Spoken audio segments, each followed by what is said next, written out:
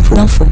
Bienvenue à Question d'info. Notre invité aujourd'hui est monsieur Jean-Marc Ayrault, le président du groupe socialiste à l'Assemblée nationale. Merci monsieur Ayrault d'avoir accepté cette invitation de Question d'info LCP Le Monde de France Info. Et à mes côtés, pour vous interroger, Marie-Ève Malouine de France Info et Patrick Roger du Monde. Alors, dans l'actualité aujourd'hui, il y a cette conférence sur l'emploi et le revenu organisée par le Premier ministre. Alors, Dominique de Villepin a-t-il raison d'y croire? Le gouvernement peut-il encore relancer de grands chantiers économiques et sociaux à quelques mois de la présidentielle? Et puis, le PS est-il désormais rassemblé derrière une seule ligne politique alternative à celle de la majorité? Et puis aussi, avec quel message d'union pour le reste de la gauche?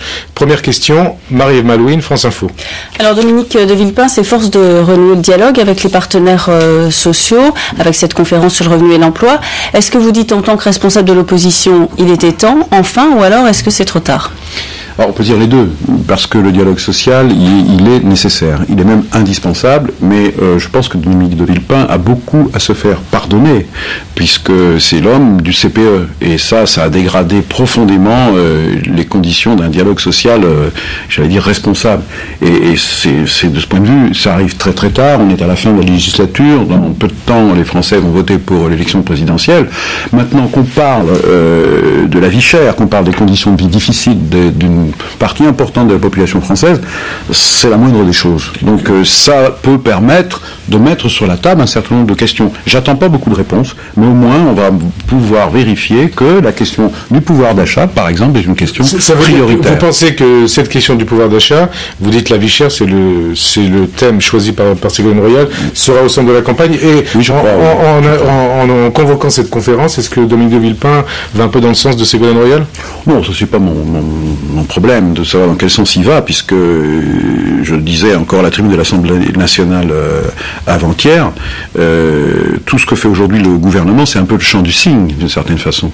Et donc, les questions qui sont aujourd'hui abordées, la question du pouvoir d'achat, la question de l'éducation, la question de la relance de l'Europe, c'est des sujets qui vont venir dans le débat présidentiel et qui vont, et je pense par exemple à Gaz de France, qui vont faire l'objet de confrontations politiques et du choix des Français. Alors on reste sur le thème de l'emploi. Oui. Un chant du cygne. Je crois que c'est un gouvernement qui est à bout de souffle. Regardez la réforme de la justice, c'est presque ridicule. C'est une réformette et puis la majorité est divisée. Elle est divisée surtout d'ailleurs entre sarkozystes, villepinists, chiraciens. Et je dirais que c'est assez triste pour le pays. Et il est grand temps de changer de politique, il est grand temps de changer de méthode, il est grand temps de donner, je dirais, de base, l'authenticité, de la sincérité à l'action politique. Aujourd'hui, on est quand même dans la mise en scène, et notamment cette conférence, c'est quand même de la mise en scène. Alors, on va parler de cette conférence, plutôt de l'emploi et de la croissance. Patrick Roger, Le Monde. Oui.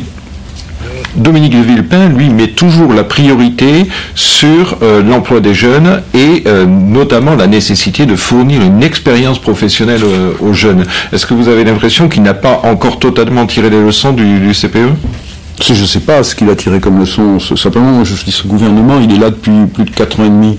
Et en fin de parcours, on semble s'attaquer au problème, mais avec quasiment aucune chance de pouvoir les traiter. Nous n'avons pas cessé à la tribune de l'Assemblée nationale de dire attention, le chômage des jeunes, c'est d'abord les 150 000 jeunes qui sortent chaque année du système scolaire sans aucune qualification, sans aucune formation, sans aucun diplôme. Ça fait des années, hein. Ça fait des années, oui, mais là... Même du temps de la gauche. Bien sûr que tout n'a pas été réglé du temps de la gauche. Mais je pense que depuis 2002, beaucoup de choses se sont dégradées. Le sentiment de décrochage d'une partie importante de la population française, des salariés, des classes moyennes, est fort dans la société française. Il y a un malaise, il y a un doute, il y a une envie d'autre chose. Je pense que ce changement profond, il est attendu. C'est pas seulement pour dire on veut plus de la droite. Tout l'enjeu de l'élection présidentielle, et c'est le sens du combat de Ségolène Royal, c'est de provoquer une adhésion à un vrai renouveau qui est indispensable. Alors vous dites depuis 2002, il y a beaucoup de choses qui se sont dégradées, il y a aussi des choses qui s'améliorent. Marie-Ève Malouine, France Info. Notamment les prévisions de la croissance qui sont pas si mauvaises que ça, et le chômage qui baisse aussi. finalement assez régulièrement. Donc il baisse pour des raisons démographiques. Vous savez bien qu'il baisse aussi pour des raisons démographiques et que la réalité vécue par les Français n'est pas forcément celle des statistiques. Ça, c'est vraiment un point très très important. C'est comme l'indice des prix. Quand on dit que les prix n'augmentent pas ou que l'inflation est de 1,4 ou de 1,8, mais là, les Français, lorsqu'ils regardent leur budget, ils voient bien que c'est plus difficile pour se loger, c'est plus cher. Ils voient bien que c'est plus difficile pour se déplacer, pour aller au travail ou aux études, parce que le prix de l'énergie a explosé, y compris pour se chauffer. Donc ça, c'est des réalités qui ne sont pas vues dans les statistiques. Alors la réalité, c'est qu'il y a des régions où on souffre plus que dans d'autres, où le taux de chômage est plus élevé, où on a l'impression d'être abandonné, des territoires entiers, les quartiers, les territoires ruraux. Donc arrêtons de dire que tout va très bien, Madame la Marquise. Et à ce moment-là, il n'y aurait pas besoin de changer. Et on voit bien que les Français veulent un changement. Ils veulent un changement de politique et ils veulent un changement de méthode et ils veulent qu'on arrête de déclamer, proclamer, en dire la République. Ce qu'ils veulent, c'est la vivre concrètement et ils ont parfaitement raison. Ils veulent peut-être vivre aussi l'Europe de manière concrète. Patrick Roger, Le Monde. Donc en ce moment se tient le Conseil européen, le dernier Conseil européen de la législature à Bruxelles. Quelle voix la France peut-elle y faire entendre ? D'abord, il faut qu'elle arrête de mettre sur le dos de l'Europe tout ce qui va mal en France. C'est un peu ce que fait le Parti Socialiste, hein ? Non, pas du tout. Avec ses attaques contre la BCE. Non, mais attendez, je crois qu'il faut vraiment qu'on relance le projet politique européen. Il faut vraiment le relancer. Et si la France va à Bruxelles pour parler de TVA sur la restauration, privatisation de Gaz de France, je pourrais faire la liste. Et puis quand il y a quelque chose qui va passer pour nous sur l'Europe, c'est quand même ce que disent les responsables politiques. Regardez l'histoire du livret A, par exemple. Que fait la France pour que le livret A ne disparaisse pas, que l'épargne populaire pour le logement social ne disparaisse pas. Ça, c'est des enjeux très importants. Et depuis quelque temps, la France, qui est le pays fondateur de l'Europe, un des principaux pays fondateurs de l'Europe, n'est plus le pays qui est à l'initiative de la poursuite du projet européen. Et ça, c'est très très grave, au point qu'on a l'impression que la France, c'est le pays malade de l'Europe, qui n'a plus confiance en elle-même et qui en même temps n'entraîne plus, n'est plus respecté, n'est plus écouté comme un pays qui prend des initiatives pour le jeu. À cause de qui ? Pour des raisons d'impuissance politique, et puis d'une certaine forme d'arrogance, de manque de projet, de manque de perspective, alors que si on ne fait rien, il y a un risque pour l'avenir de l'Europe. Ça, j'en suis convaincu. Et souvent, on a mis la charrue avant les bœufs. Alors, la question de l'élargissement, maintenant, ça y est, ce que nous ne cessons de dire depuis des mois et des mois, et en particulier depuis le référendum, il faut qu'on arrive à travailler mieux à 27. Et c'est pour ça qu'il faut réformer, c'est urgent, alors, sur les institutions pour qu'on puisse prendre des décisions. Sur l'élargissement, Patrick Roger. Élargissement, quand même. Revenons sur la question de la Turquie. Vous aviez défendu l'ouverture de négociations d'adhésion avec la Turquie. Mardi à l'Assemblée nationale, vous avez vous-même demandé la suspension de ces négociations avec la Turquie. Pour une raison très claire. Pour la raison que la Turquie ne reconnaît pas Chypre comme État. Mais cette raison-là existait déjà au moment de l'ouverture des négociations. Je suis tout à fait d'accord avec vous, parce que quand on dit on va ouvrir un processus de négociation, les objectifs, les conditions pour avancer dans cette négociation ont été dites clairement à la Turquie, et notamment en rappelant quelles sont les valeurs de l'Europe. Et tout pays membre de l'Union européenne doit être respecté et reconnu par tous ceux qui veulent un jour en être membre. Donc ça, c'est un préalable qui, à mon avis, devrait être exigé en permanence pour tout candidat à l'Union européenne. Alors, le moment est venu de constater que la Turquie n'a pas clarifié sa position par rapport à Chypre, qui est un des membres de l'Union européenne. Et donc, moi, je dis, à partir du moment où la Turquie ne règle pas cette question, qui pour moi est un préalable à tout le reste.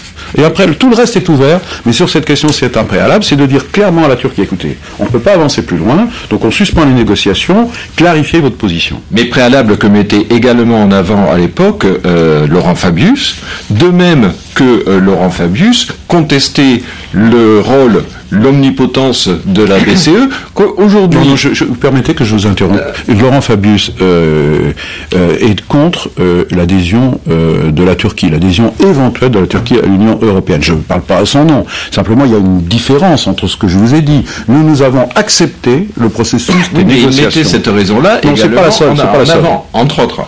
Mais il avançait cette raison-là. Oui, en désaccord stratégique.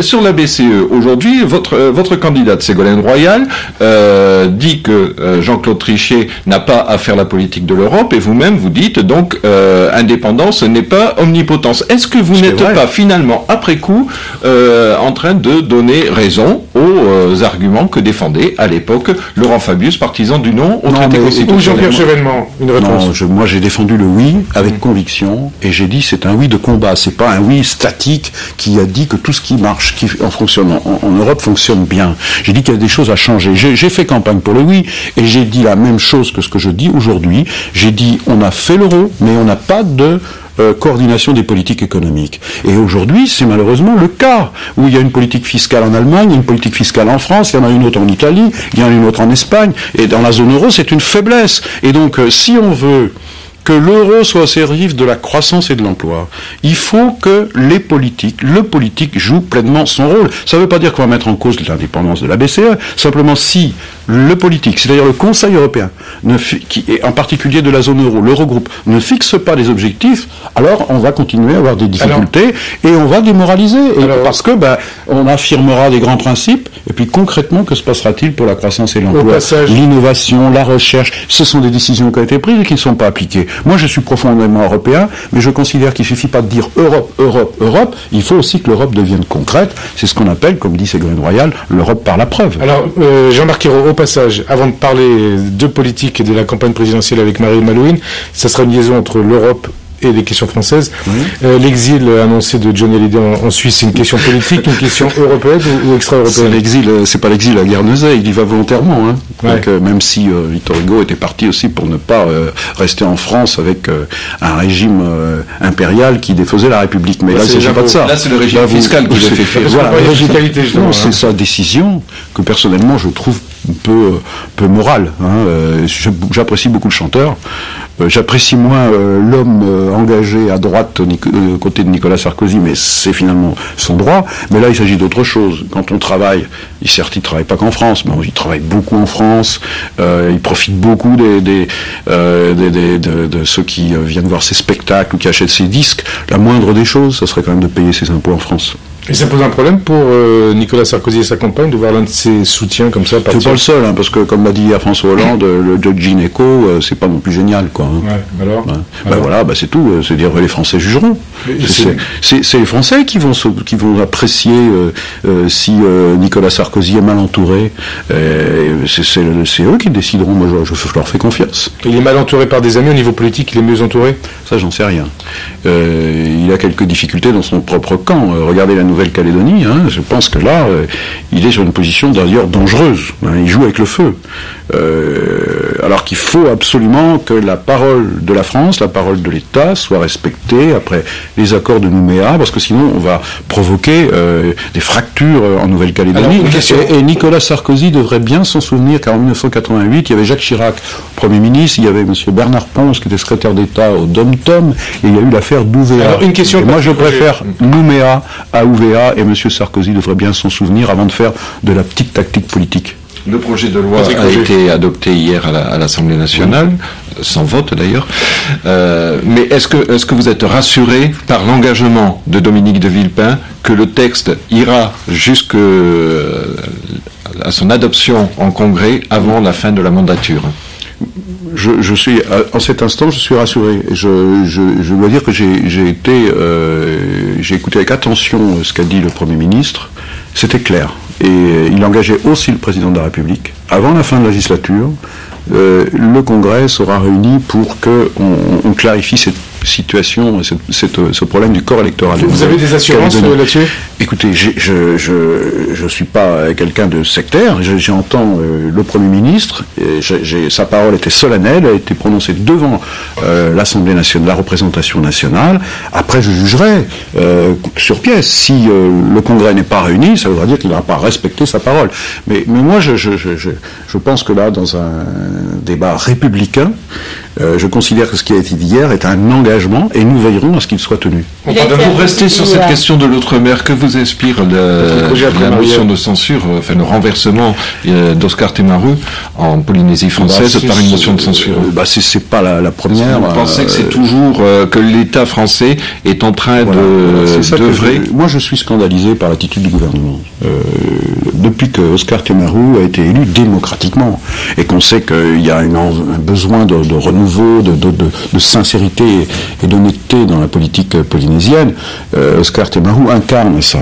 Et tout est fait pour le déstabiliser. Que le ministère ou le secrétariat d'État au dom-tom passe son temps à essayer de monter des coups avec les adversaires politiques d'Oscar Temaru, je trouve ça profondément choquant. Et surtout, c'est irresponsable. C'est irresponsable parce que ce sont des territoires lointains qui peut-être ne font pas l'objet d'actualité quotidienne en France, mais parfois ça tourne mal. Et moi, je ne voudrais pas que ça tourne mal. Donc, il faut donner de l'espoir aux gens, et je trouve que ce gouvernement est peu sérieux en ce qui concerne la Polynésie française. Une précision concernant la Polynésie, vous croyez que derrière cette motion de censure qui a été votée contre Temaru, il y a la main du gouvernement éventuellement de François Baroin? François Baroin ou d'autres membres du gouvernement. Vous croyez ça? Bien sûr que j'y crois. Il suffit de voir à chaque fois qu'on évoque cette question... Ouais. C'est une mise en cause politique, sur la base de faits et des déclarations qu'ont fait les différents ministres successifs concernant la Polynésie à la tribune de l'Assemblée nationale. Et quand nous avons interrogé le gouvernement, à chaque fois, nous avons eu des réponses qui étaient agressives à l'égard d'Oscar Temaru et de la Polynésie. La Polynésie a besoin d'être aidée, a besoin de stabilité, et là on organise d'une certaine façon l'instabilité permanente en jouant avec des partenaires politiques qui sont pas forcément des gens d'une grande hauteur de vue, pour ne pas dire plus. On passe de la Polynésie à la justice. Marie-Ève Malouine. La réforme de la justice va être examinée à l'Assemblée. Même dans les rangs de l'opposition, on dit parfois que cette réforme est de la majorité, je veux dire, que cette réforme est un peu insuffisante et que c'est un peu trop tard pour la faire maintenant. C'est votre avis? Ce que disent la majorité des députés de l'UMP tout bas et parfois tout haut, que cette réforme, elle arrive de toute façon trop tard. Elle sera sans doute, si elle est votée, elle ne sera pas du tout appliquée. Et puis surtout, elle est quand même, je veux dire, c'est une petite réforme. C'est une réformette, comme je l'ai dit, et c'est pas non plus très sérieux de fonctionner comme ça. On a l'impression que le gouvernement agit toujours dans l'urgence. Il colmate ici, il bouche un trou là, il met une pierre là. Enfin, on voit bien que c'est la fin de règne. On voit bien que c'est la fin de règne. Et que moi, je considère que ce débat sur l'avenir de notre système judiciaire, sur les conditions pour recréer la confiance des Français dans notre justice, ça devrait faire l'objet du débat présidentiel et du choix des Français. C'est ce que nous avons cessé de dire. À quelques mois d'élections présidentielles sur des grandes questions comme ça, laissons les Français décider. Ça veut dire qu'il faut enterrer la réforme? Vous allez vous abstenir? Non, on votera, soit on s'abstient, soit on vote contre. On n'a pas encore pris notre décision, mais en tout état de cause, c'est un projet de loi qui n'a pas d'avenir, qui n'a pas d'avenir, alors que les problèmes de la justice, il y a eu l'affaire d'Outreau, il y a eu la commission parlementaire que les Français ont suivi à la télévision, présidée par mon ami André Baligny, qui a fait un travail remarquable, qui a mis le doigt sur tous ces dysfonctionnements. Mais la justice a besoin aussi de sérénité. En ce moment, elle est souvent très attaquée, critiquée et même caricaturée. Et elle manque aussi de moyens par une partie de la majorité, et le ministre de l'Intérieur le premier. Alors, on en vient justement à la préparation de la présidentielle. Marie-Ève Malouine. Avec le Front National, qui ne parle pas beaucoup, mais qui est quand même assez présent, en tout cas dans l'esprit des Français, puisque d'après un sondage du Monde, TNS Sofres, 26% des Français trouvent que ces idées, ils sont plutôt assez d'accord. Ils les trouvent finalement juste excessives, alors qu'à une autre époque, c'était des idées qui étaient totalement rejetées. Qu'est-ce que ça vous inspire comme réflexion politique? Moi, je crois que la présence, l'influence politique du Front National reste forte. Il ne faut pas le sous-estimer. Même si Jean-Marie Le Pen parle moins, d'ailleurs il essaie de se donner une plus grande respectabilité, il neutralise. Il parle bien, il a gommé certaines aspérités, certaines caricatures, qui fait que pour certaines personnes il devient plus fréquentable. Alors, et ça fait des dégâts même à gauche, ça? Non, je crois que ça fait des dégâts si la République française n'est pas capable de faire passer dans la vie des gens ses propres valeurs et ses principes. Parce que moi, je crois que la République est la meilleure réponse aux problèmes que rencontrent les gens. J'écoutais des reportages sur ceux qui sont tentés par le Front National ou qui votent Front National.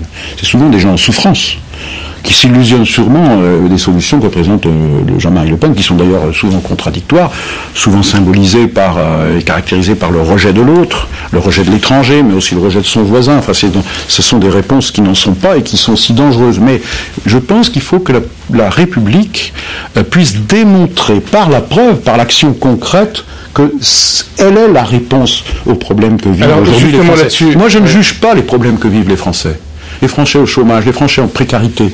Ce que je voudrais, c'est qu'on réponde à leurs problèmes et qu'on leur démontre que la solution, elle est dans le cadre républicain. Alors quand Nicolas Sarkozy reçoit des jeunes... C'est ça l'enjeu de la présidentielle. C'est vraiment ça. Et vous avez aujourd'hui des catégories, en particulier dans les couches populaires, qui souffrent beaucoup, et il faut leur tendre la main et pour les aider, répondre à leurs problèmes et pour qu'elles se détournent justement. Alors il y a des gens qui souffrent des classes populaires, notamment dans les banlieues. Quand Nicolas Sarkozy reçoit un certain nombre de jeunes des banlieues à Place Beauvau, ça, a priori, ça va dans le bon sens, donc ça va vous entendre.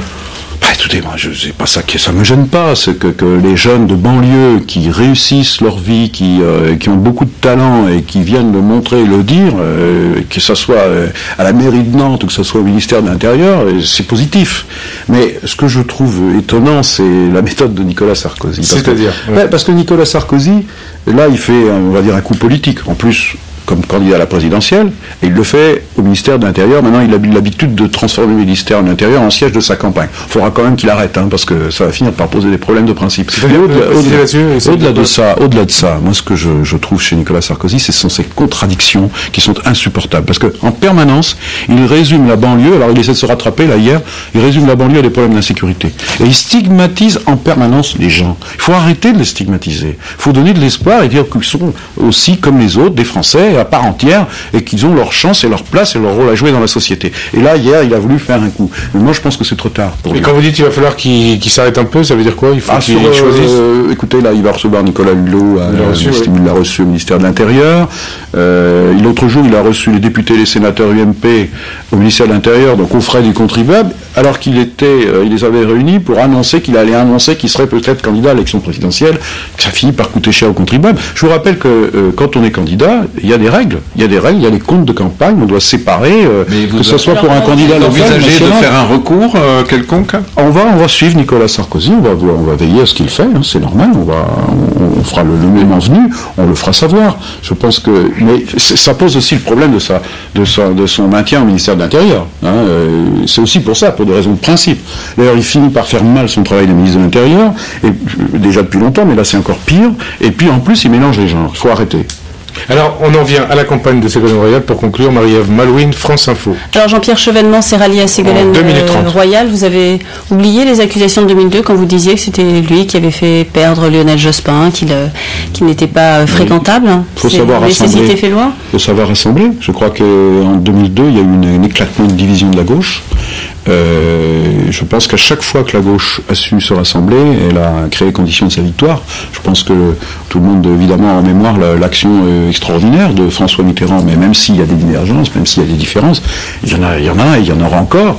Mais je pense que Ségolène Royal et le Parti Socialiste, avec François Hollande, qui a beaucoup travaillé à la négociation de ces accords, et il faut le rappeler, avec le Parti radical de gauche, avec le mouvement des citoyens, Jean-Pierre Chevènement, le MRC, c'est un succès politique. C'est un signe politique que l'on donne aux Français, pendant qu'à côté, on voit la division, je ne parle même pas de la droite, mais y compris à une partie de la gauche du pôle de radicalité, qui donne un spectacle souvent affligeant. Vous dites, je ne parle pas de la droite, est-ce que vous imaginez qu'à un moment donné, des électeurs de droite, voire des partisans de droite encartés, viennent soutenir Ségolène Royal? Mais ce sont les électeurs qui décideront. Il y a beaucoup aujourd'hui d'électeurs qui ne sont pas encore déterminés dans leur vote. En particulier dans ceux qui veulent un vrai changement, qui veulent continuer à croire aux valeurs de la République qu'on met en œuvre concrètement dans leur vie, et qui peuvent effectivement avoir voté à droite à un moment, mais qui se disent avec Ségolène Royal, on a la garantie du changement. Alors, certains se disent à la fois du progrès social, mais aussi de la justice sociale. Certains se disent avec François Bayrou, on a la garantie du changement. Marie-Ève. Est-ce que François Bayrou vous inquiète? Est-ce que sa candidature est inquiétante et peut venir sur vos terrains? Non, je ne crois pas, parce que François Bayrou fait un diagnostic d'une très très grande sévérité du système politique actuel, et de ses dysfonctionnements. Justement, il peut séduire des électeurs. Il n'y a pas de solution. Aujourd'hui, la critique du fonctionnement de la politique française, elle est très forte, et nous la faisons. Si François Bayrou l'a fait, ça ne me gêne pas.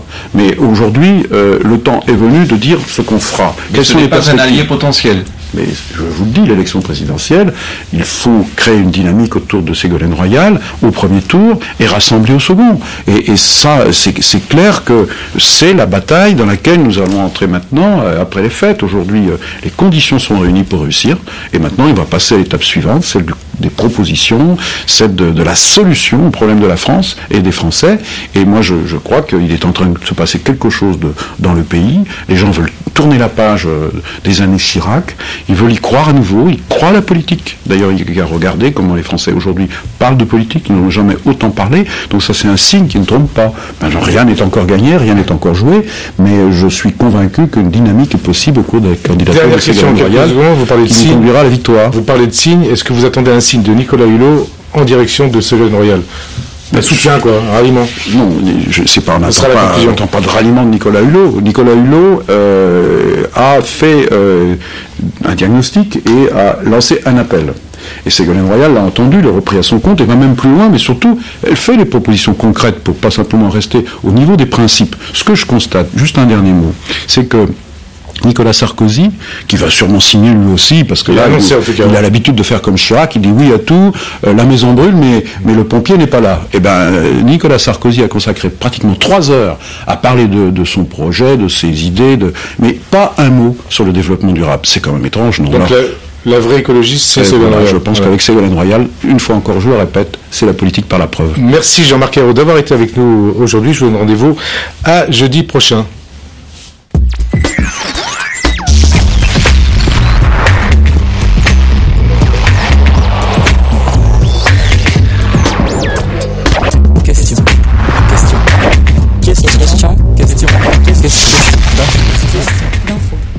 Un chant d'espoir